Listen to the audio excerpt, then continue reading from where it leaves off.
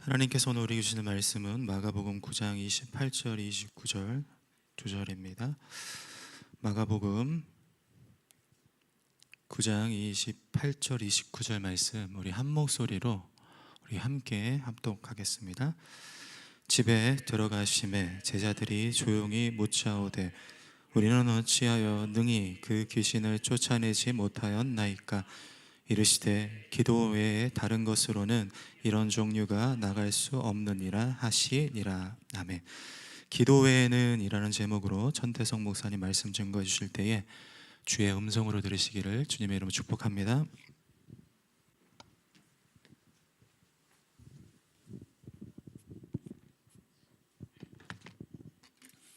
반갑습니다. 설교하지 말까요? 반갑습니다. 부탁드리고 싶어요. 짧은 시간이지만 말씀을 나눌 때 여러분들이 적극적으로 좀 리액션도 해주시면서, 그래서 예배가 일방적으로 목사 하나 떠드는 시간이 아니라 함께 하나님 앞에 나와서 주의 음성을 듣는 시간 되기를 주의 이름으로 축복합니다. 오늘 기도 외에는 이란 제목 가지고 함께 말씀을 나누겠는데요. 클릭 한번 해주시겠습니까? 이게 안 먹네요.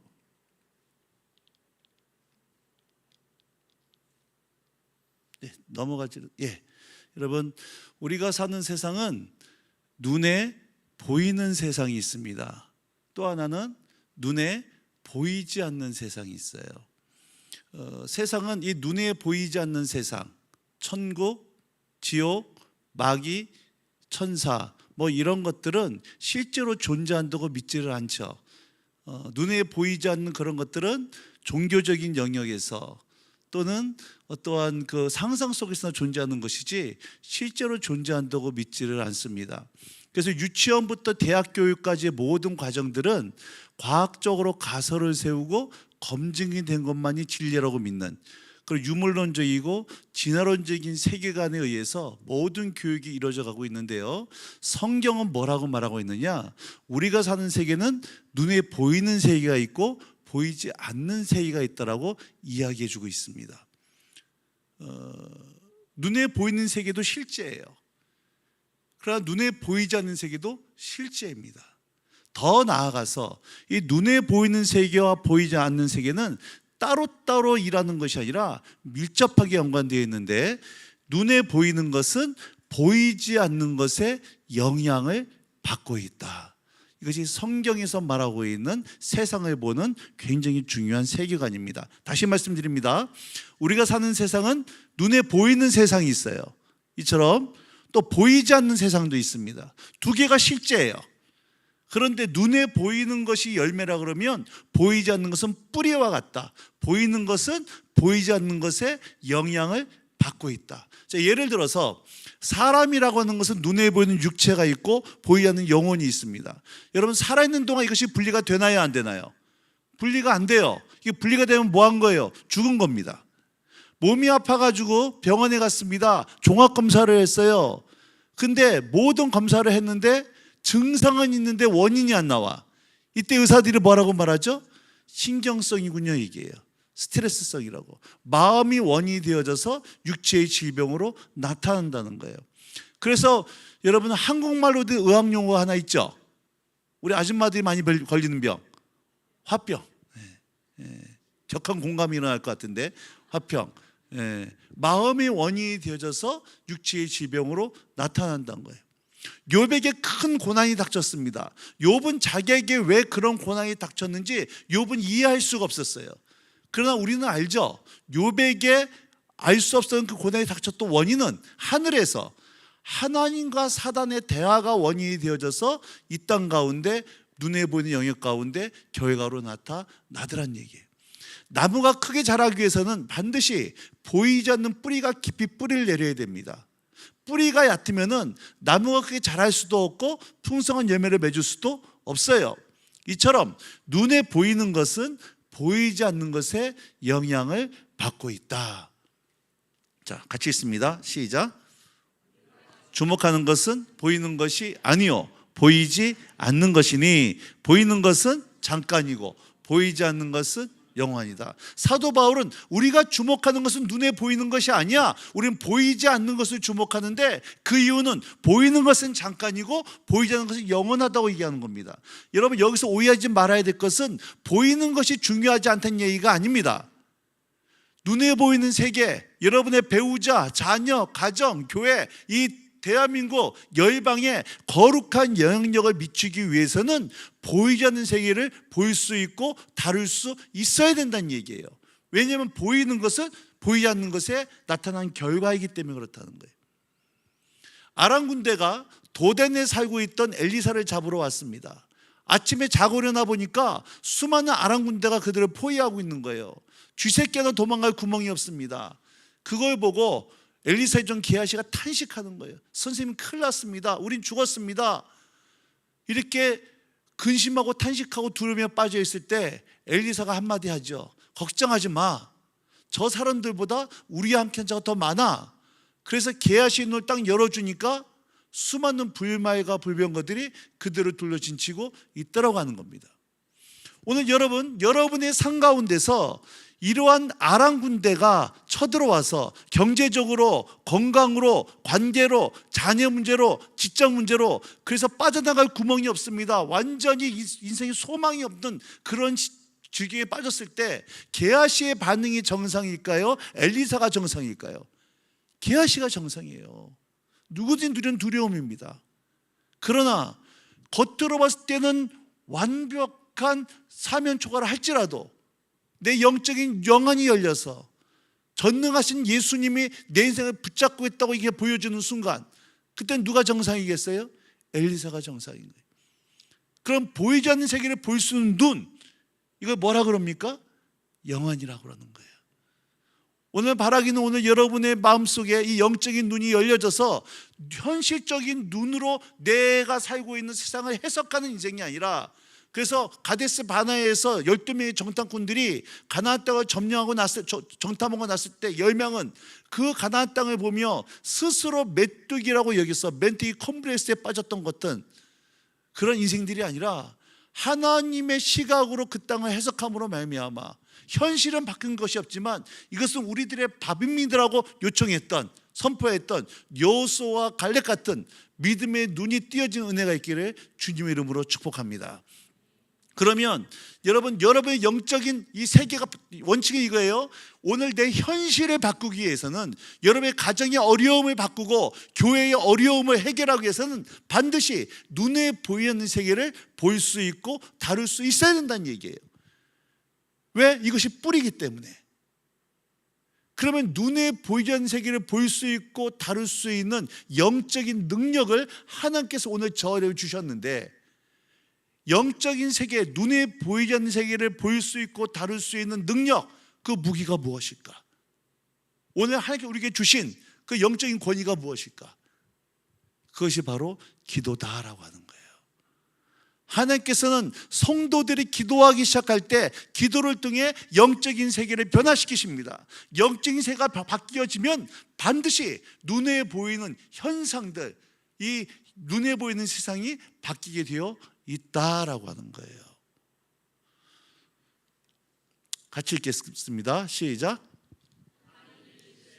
우리의 형상을 따라 우리의 모양대로 우리가 사람을 만들고 그들로 바다의 물고기와 하늘의 새와 가축과 온 땅과 땅에 기는 모든 것을 다스리게 하자 하시고. 자, 하나님은 여러분의 기도를 사용하기를 원하세요. 하나님은 우리의 기도에 응답하기를 기뻐하십니다. 그럼 왜 하나님은 우리의 기도를 사용하시고 왜 우리의 기도를 응답하기를 기뻐하실까? 한마디로 왜 하나님은 우리의 기도를 사용하실까? 왜 우리 보고 기도하라고 말씀하실까? 이겁니다. 하나님이 온 세상을 창조했어요. 마지막 누구 창조했습니까? 사람을 창조했어요. 근데 하나의 원칙을 정하신 거예요. 나는 이 온 세상을 창조한 창조주고 소유주지만 내가 하나의 원칙을 정하겠는데, 그 원칙은 뭐냐? 나는 내가 만든 사람을 통해서 앞으로 이 세상을 다스려 나가겠다. 하나님 원칙을 정하신 것이고, 이 원칙은 주님 오신 그날까지 바뀌지를 않는 것입니다. 그래서 하나님은요 늘 사람을 찾으세요. 왜? 하나님이 형상대로 만든 사람을 통해서 하나님은 세상을 바꾸거나 결정하셨기 때문에, 자 보세요. 여러분의 주님 모르는 배우자, 하나님 알지 못하고 방황하는 자녀, 우상 숭배하는 시댁, 여러분 어두운 가운데 미신 가운데 빠져있고 어두운 가운데 빠져있는 친정, 북한 땅, 대한민국, 여러분 하나님께서 그 주님 모르는 그 영혼과 도시와 나라를 바꾸는 것, 하나님께서 그 세상을 바꾸는 것은 쉬워요, 어려워요? 쉽죠. 간단합니다. 잘 직접 하시면 돼. 근데 왜 하나님이 우리 보고 기도하라 그러고 왜 하나님께서 우리 보고 전도하라 그럴까? 이유는 한 가지입니다. 이 땅을 다스린 책임을 누구한테 주셨기 때문에? 우리 교회에게 주셨기 때문이라는 거예요. 그래서 늘 하나님이요 사람을 찾고 있는데, 하나님께서는 오늘 여러분의 기도를 통해서 여러분의 가정을 바꾸시고 여러분 교회를 변화시키시고 이 대한민국을 바꾸신 줄로 믿으시기 바랍니다. 그럼 정말로 이 말이 사실일까? 정말로 하나님은 우리의 기도를 통해서 세상을 바꾸거나 결정하신 게 정말 진리일까? 그럼 목사가 아무리 목소리 높여서 아멘 유도한다 할지라도 거기에 권위가 있는 게 아니에요. 목사가 하는 설교의 권위가 있는 근거는 그것이 성경 말씀에 근거한 것이냐라고 하는 거예요. 그럼 정말로 하나님께서는 여러분의 기도를 통해서 눈에 보이지 않는 세상을 변화시키고 눈에 보이는 세상이 바뀌기 시작할 때 눈에 보이는 세상에 변화를 주는 것이 성경에서 말하는 정말 사실인가? 제가 성경 말씀을 통해 함께 증거를 좀 보도록 하겠습니다. 같이 읽겠습니다. 시작. 우고하는 자 중에 디셋 사람 엘리야가 아합에게 말하되 내가 섬기는 이스라엘의 하나님 여호와께서 살아계심을 두고 맹세노니 내 말이 없으면 수년 동안 비도 이슬도 있지 아니하리라. 여러분 이스라엘의 가장 악했던 왕이 누구였습니까? 아합 왕이었어요. 그가 여자 하나 잘못 만납니다. 이세벨이라는 여자랑 결혼함으로 말미암아 온 나라에 우상 천지로 나라가 변질돼 버리는 거예요. 나라 종교가 바뀌어 버립니다. 그때 하나님이 엘리야라고 하는 선지자를 등장시켜요. 그 엘리야 보고 예언케 하는 겁니다. 뭐라고 예언케 하는 거예요? 내 말이 없으면 수년 동안 비도 이슬도 있지 않을 거다. 비가 오지 않을 거야. 엘리야가 예언하니까 실제로 비가 오지 않았어요. 얼마 동안 비가 오지 않았습니까? 3년 6개월 동안 비가 오지 않았던 거예요. 자, 확인할 거 이겁니다.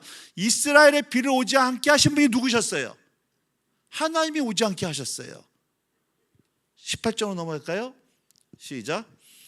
많은 날이 지나고 제3년에 여호와의 말씀이 엘리야에게 임하여 이르시되 너는 가서 아합에게 보이라. 내가 비를 지면에 내리리라. 많은 날이 지나고는 비가 오지 않은 지 3년 6개월이 지난 겁니다. 다시 하나님께서 엘리야 보고 예언하라 그러는 거예요. 자, 뭐라고 예언하라 그랬습니까? 내가 비를 지면에 내리라. 여기서 내가가 누구예요? 하나님이세요. 자, 아까 열왕기상 17장에 비를 오지 않게 하신 분이 누구셨습니까? 하나님이셨어요. 18장에 비를 오게 하신 분이 누구세요? 하나님이세요. 이스라엘의 비를 오지 않게 하신 분도 하나님이시고 오게 하신 분도 하나님이셨습니다. 확인하셨죠? 근데 야고보서 5장으로 한번 가보겠습니다. 시작. 엘리야는 우리와 성정이 같은 사람이로되 그가 비가 오지 않기를 간절히 기도한즉 3년 6개월 동안 땅에 비가 오지 아니하고 다시 기도하니 하늘이 비를 주고 땅이 열매를. 엘리야는 우리와 성정이 같은 사람이다. 저는 이 말이 참 너무 위로가 됩니다. 엘리야는 우리처럼 참 무기력하고 참 거시기하고 참 부족한 사람이었는데 그런 엘리야가 비가 오지 않기를 엘리야가 기도하니까 3년 6개월 동안 비가 오지 않았고 엘리야가 비가 오기를 기도하니까 비가 왔다는 거예요. 자, 그러면 야고보서 말씀에 의하면 누구에 의해서 비가 오고 안 오고 결정되는 겁니까? 누구에 의해서?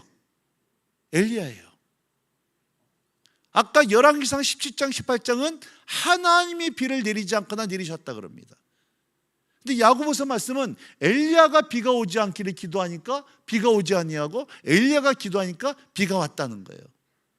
엘리야에 의해서 결정되는 겁니다. 모순이죠. 모순이 아니에요. 합해야 됩니다. 이스라엘의 비를 내리시고 안 내리시는 것은 하나님이 하시는 일이에요. 그런데 하나님께서 이스라엘의 비를 내리시는 것은 엘리야의 기도를 통해서 일하시더라는 거예요. 만약에 엘리야가 기도하지 않았으면 하나님은 이스라엘 가운데 일을 하지 않으셨다는 얘기입니다. 이유는 한 가지예요. 이 땅을 다스린 책임을 사람에게 맡기셨기 때문에.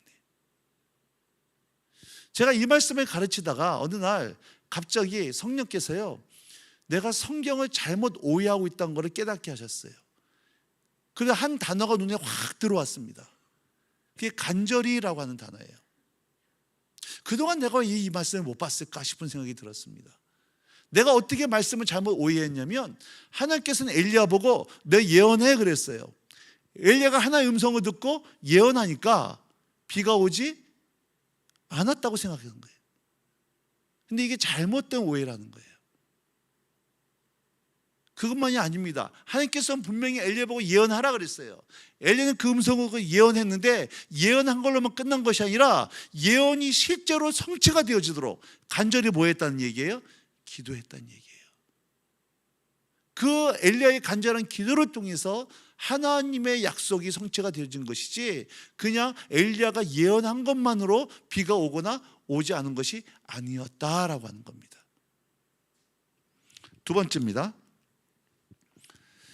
바벨론이 3번에 걸쳐가지고 이스라엘을 침략해요.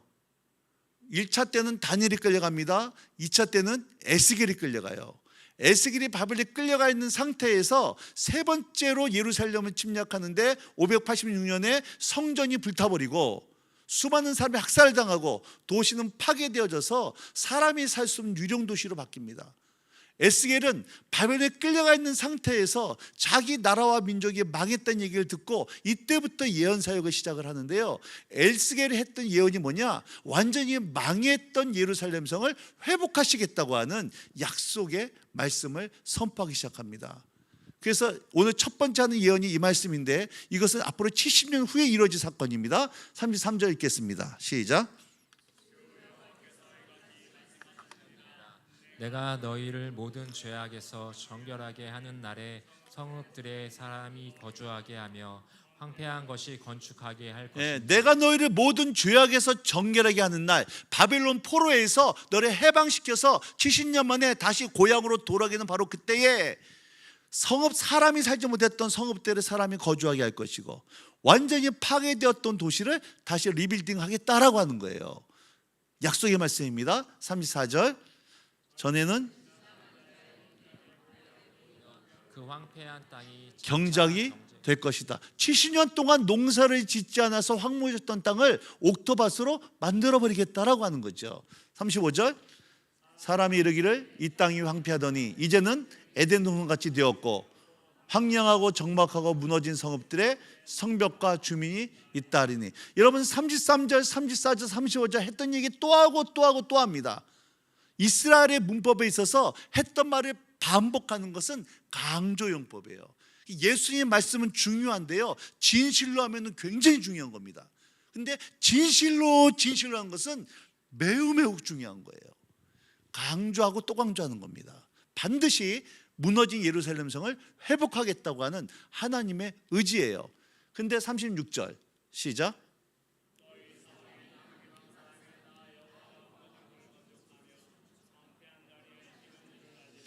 나 여호와가 말하였으니, 완전히 망했던 예루살렘 성을 회복하게 하는 것을 보고 주변 이방 사람들이 정말 하나님이 계시구나, 이거 알게 하겠다는 거예요. 그런데 빨간 글씨 보세요. 나 여호와가 말하였으니 이루리라. 무슨 의미인가 이게? 누구의 말씀이다? 하나님의 말씀이다. 그렇기 때문에 이 일은 반드시 이루어진다는 거예요. 반드시 예루살렘 성 회복되어진다. 그런데 37절 시작.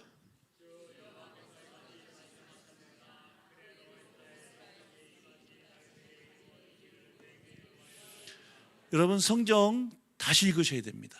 하나님이 강조하는 것을도 강조해야 되는데, 하나님의 강조가요 어디에 있습니까? 그래도예요. 다시 한번 읽을 때는 그래도에다가 악센트를 한 100개 줘가지고 읽도록 하겠습니다. 37절 시작. 주 여호와께서 어떻게 해요?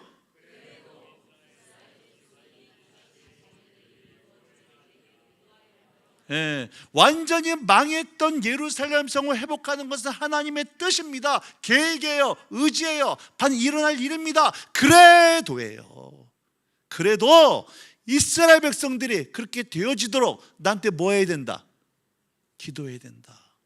그렇게 기도하지 않으면 그 뜻은 지연될 수밖에 없다는 거예요. 이유는 한 가지죠. 이 땅을 다스린 책임을 누구한테 주셨기 때문에? 사람에게 주셨기 때문에. 같이 있습니다. 시작.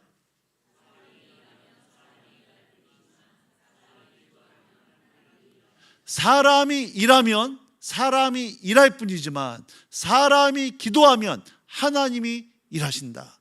여러분들이 계획하고 애써봤자 여러분 순위의 일이지만 여러분들이 기도하기 시작할 때 하나님이 일하신 줄로 믿으시기 바랍니다. 다시 한번, 여러분이 기도하면 하나님이 일하신 줄로 믿으시기 바랍니다. 나는 아멘이 더 끝때까지 할 거예요. 다시 한번, 여러분들이 기도할 때 하나님이 일하신 줄로 믿으시기 바랍니다. 근데 아멘은 이렇게 잘하는데 기도는 안 해요. 그리고 이렇게 얘기합니다.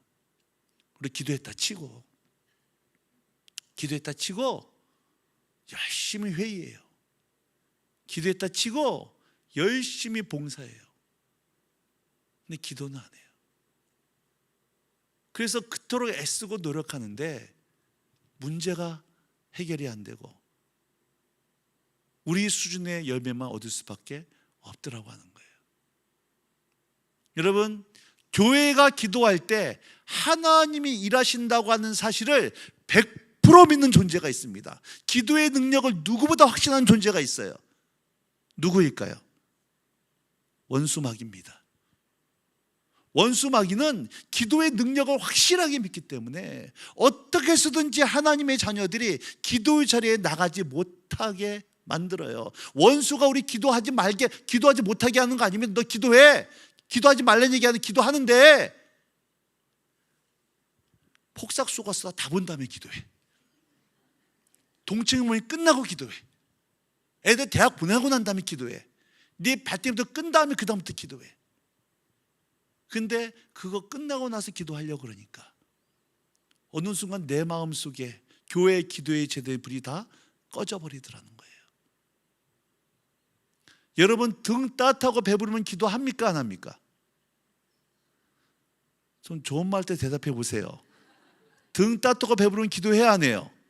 언제 기도합니까? 똥줄타면 기도하죠? 정말 그래요? 아니에요. 많은 사람들이 하는 착각입니다. 내 인생이 위기가 닥치면 기도할 거다? 아니, 그렇지 않아요. 여러분, 평소에 기도의 제 자리에 나가지 못한 사람은요, 내 인생에 위기가 왔을 때 기도의 자리로 나가는 것이 아니라 사람 찾아다닙니다. 누가 나 도와줄 사람이 없나? 이거 찾아다녀요. 왜 그렇습니까?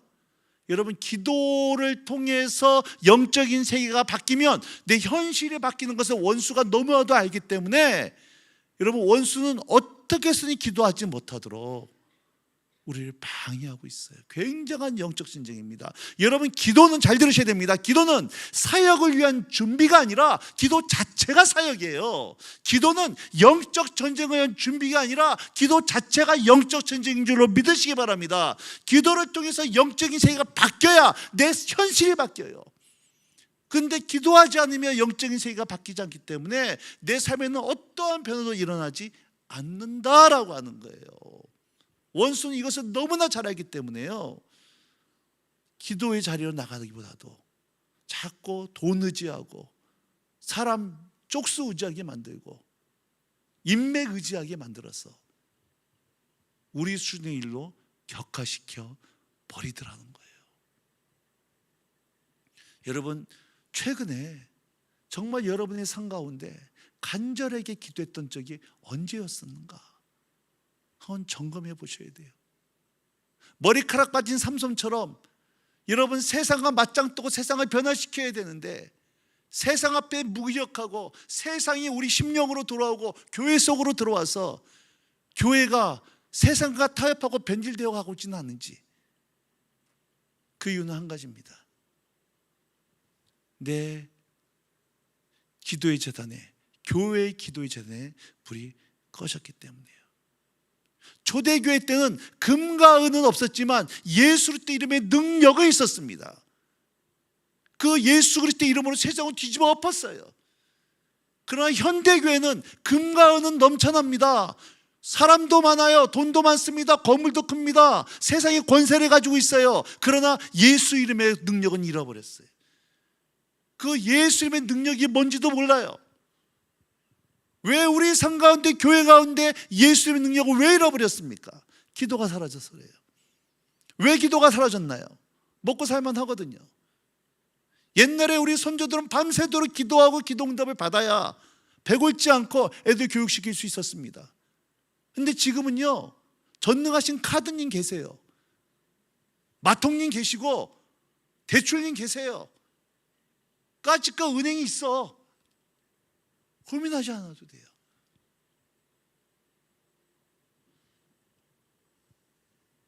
저는 지금 여러분이 섬기는 교회가 어려운 때죠.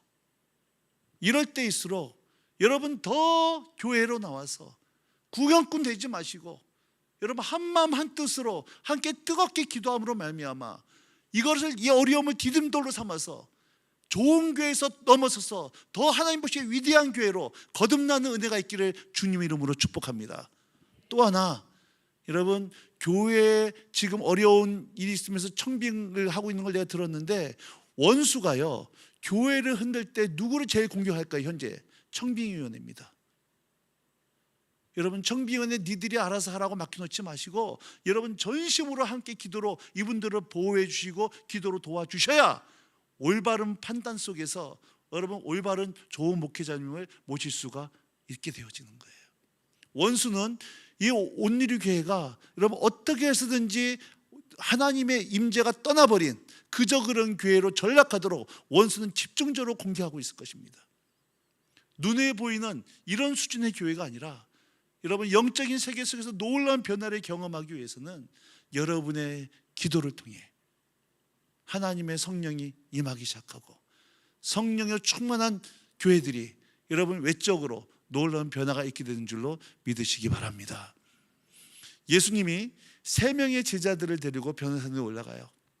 9명의 제자만 남아 있습니다. 이때 귀신 들리는 어린애가 가진 아버지가 이 9명의 제자들 와가지고 부탁하는 거예요. 내 아들이 귀신 들렸습니다. 자유케 해주세요. 제자들은요 예수님과 함께 있으면서 365일 매일같이 했던 일이 병 고치고 귀신 쫓아내는 일이었습니다. 이까지 귀신 하나 못 쫓아내겠나.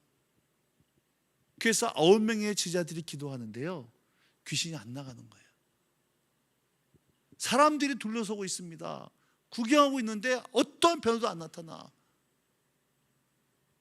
여러분 너무나 어려운 가운데 난처한 가운데 망신당하고 있는 거예요. 이걸 사자성어로 대량 난감이라 그런 겁니다. 좀 더 심하로 왕쪽 팔림이에요. 이 상황 속에서 예수님이 내려오신 겁니다. 그 꼴을 보세요. 그리고 예수님 귀신을 쫓아내는 거죠. 그리고 나중에 예수님과 제자들만 모였을 때 오늘 읽었던 본문입니다. 28절 다시 한번 읽을까요? 시작.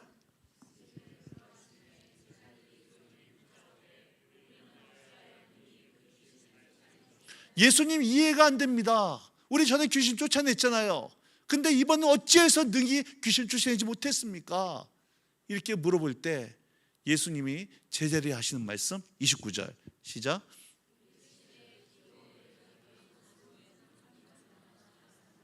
다시 한번 좀 큰 소리로 선포할까요? 기도 외에 큰 소리로 시작. 기도 외에 다른 것으로는 이런 종류가 나갈 수 없느니라. 로이드 존스 목사님이 그가 지금 부흥이라는 책에서 이걸 이렇게 설명해 주고 있습니다. 이런 종류가 있다는 거예요. 이런 종류. 예수님이 제자들에게 하시는 말씀입니다. 너희가 예전에 상대했던 귀신은 차원이 낮은 귀신이야. 근데 지금 너희가 이번에 상대한 귀신은 겉으로 보기에는 별거 아니지만 이전에 상대했던 귀신은 차원이 다른 귀신이라는 거예요. 근데 이런 영적인 세력들은 기도로만 물리칠 수 있다라고 하는 거예요. 오늘 여러분 삶 가운데 이런 종류의 문제 있지 않습니까? 예전에는 여러분의 인맥과 지혜와 방법과 노력으로 얼마든지 해결할 수 있었는데 지금 현재 여러분이 삶 가운데, 가정 가운데, 부부관계 가운데, 자녀 가운데, 경제적으로, 질병으로, 직장에 있어서, 또 교회에 있어서 이런 종류의 문제, 그 문제 앞에 여러분 전전긍긍하고 있고 해결할 방법이 없고 그 문제 앞에 서니까 완전히 낙담해 버려서 우울증 가운데 빠져버리는 계시지 않습니까? 여러분, 오늘 하나의 언약의 말씀을 붙들었으면 좋겠어요. 그것이 어떠한 문제든지 간에 다른 사람은 다 바뀌어도 내 가정만큼은 안 바뀔 것 같은, 바뀌지 않을 것만 같은 그런 낙심되는 상황이 있다 할지라도 기도를 통해 이런 종류가 떠나가고 해결되는 은혜를 여러분 실제로 삶 가운데 경험되는 은혜가 있기를 주임으로 축복합니다. 여러분, 기도함으로 병이 치유받고 우울증과 불면증이 떠나가고 도박이 끊어지고 게임 중독에 빠지는 자녀들이 해방되기 시작하고, 난 아멘 할 때까지 할 거야 지금. 여러분 삶의 어려움이 떠나가고 귀신들이 떠나가기 시작하고 교회의 묶임들이 끊어진 역사 있기를 주임으로 축복합니다. 이것이 나의 간증입니다. 이것이 나의 찬송입니다. 예수에서 믿은 것은 받은 증거 맞습니다라고 하는 어제의 간증이라 오늘의 간증, 다른 사람의 간증이 아니라 여러분의 간증이 있기를 주임으로 축복하는 거예요. 그러면 언제까지 기도해야 될까요? 언제까지? 저는 이 단어를 참 좋아합니다. 브레이크스루. 절대로 사시 바랍니다. 기도해. 큰 소리로 기도해. 돌파가 일어날 때까지. 기도에 뭐가 일어날 때까지? 돌파가 일어날 때까지. 이 기도의 돌파라는 말이 저는 참 좋아요. 물은 몇 도에 끓어요? 100도에 끓습니다. 99도가 다 안 끓어요. 물에 끓는 임계점이 있어요. 많은 분들이 저한테서 그런 상담을 해요. 목사님, 왜 제 기도는 응답이 안 되는지 모르겠어요. 답답해요. 근데 그게 응답이 안 되는 게 아닙니다. 댐에 물이 차는 것 같아요. 댐에 물이 찰 때는 겉으로는 아무런 변화가 없어요.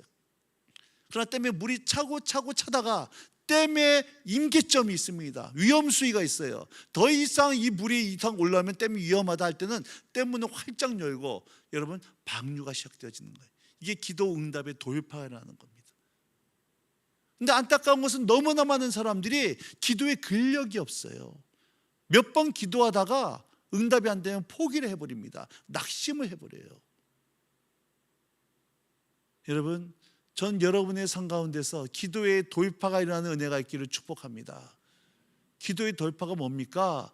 여러분, 기도하다 보면은요, 응답 받았다고 하는 영적인 감각이 와요. 그건 기도하는 사람이 뭔 얘기인지 압니다. 내가 몸이 아파요. 아파서 병이 낫기를 기도하는데 어느 날 기도를 하는데 여전히 몸은 아픈데 기도하는 가운데 병이 낫다는 확신이 온다는 거예요. 그냥 나을 줄을 믿습니다가 아닙니다. 이 응답 받아본 사람이 이게 뭔 얘기인지 압니다. 기도하다 보면은 알 수 없는 그런 내 마음에 확신이 오는, 기도 응답이 되었던 확신이 와요. 그 기도 응답이 온 거예요. 돌파 일어난 겁니다. 그때 뭐라고 기도하는 거예요? 고쳐주셔서 감사합니다. 그럼 어느 순간 병이 나 있는 거예요. 저는 여러분 가운데 이 기도의 능력이 회복되어지고 기도의 영안이 열려지기 시작해서 아까 봤던 눈에 보이는 세계를 변화시킴으로 말미암아 눈에 보는 여러분의 현실 세계, 교회가 바뀌고 가정이 바뀌고 배우자가 자유케 되어지고 자녀들이 거룩한 세대로 일어나는 은혜가 있기를 주임으로 축복합니다.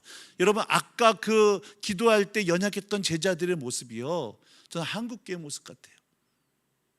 한국교회가 그렇게 애쓰고 노력했음에도 불구하고 해결되지 않는 하나의 문제가 있습니다. 다음 세대예요. 다음 세대 문제는요, 한국교회에서는 대책이 없습니다. 여러분의 자녀들 어떻다고 물어보지 않을 거예요. 여러분 자녀도 큰 지장, 큰 차이 없을 겁니다. 여러분, 피자 사준다고 애들이 모이겠습니까? 놀이공원 데려간다고 모이겠습니까? 부족한 것이 없는 세대에 여러분, 그 영혼을 붙잡고 있는 악한 영들, 영적인 세계, 눈물의 기도를 통해 자녀들을 붙잡고 있는 어두움이 떠나가기 시작할 때 내 자녀들이 10대의 주님 만나 회심하고 20대의 준비해서 30대에 쓰임받는, 그래서 사무엘과 다니엘과 느헤미야를 능가하는 하나님의 자녀들이 되는 줄로 믿으시기 바랍니다. 믿으십니까? 오늘 전 여러분 가운데 이 기도의 능력이 회복되는 은혜가 있기를 축복합니다. 좀 이제 기도할 텐데요, 여러분 찬양팀 나와주세요. 부탁드리고 싶어요. 심장으로 들어가는 혈관이 막히면 부정맥이 오죠. 뇌로 가는 혈관이 막히면 뇌경색이 옵니다. 기도의 혈이 막히면 여러분 영혼이 죽어요. 그래서 기도할 때 오늘 좀 부탁드리고 싶은데 여러분 목소리가 여러분 귀에 들릴 수 있도록 발성으로 소리를 내서 기도의 혈이 뚫릴 수 있도록, 여러분 기도로 하려고 해도 입술이 막혀 있고 찬양에 감동이 없고 말씀하도 깨달음이 없고 예배를 드려도 임재가 없는 분들, 영이 죽어 있는 분들입니다. 굳어져 있는 분들이에요. 오늘 그 영이 부드러워지고 마른 뼈 같은 뼈들이 살아나고, 여러분 우리 10년 가운데 빈들의 메마른 풀과 같은 그 메마른 영혼 가운데 성령의 단비가 내려져서 부드러운 마음으로 기도가 회복되어져서 여러분 놀라운 하나님의 역사가 실제로 체험되어지고 누려지는 은혜가 있기를 주님 이름으로 축복합니다. 같이 찬양하시겠습니다.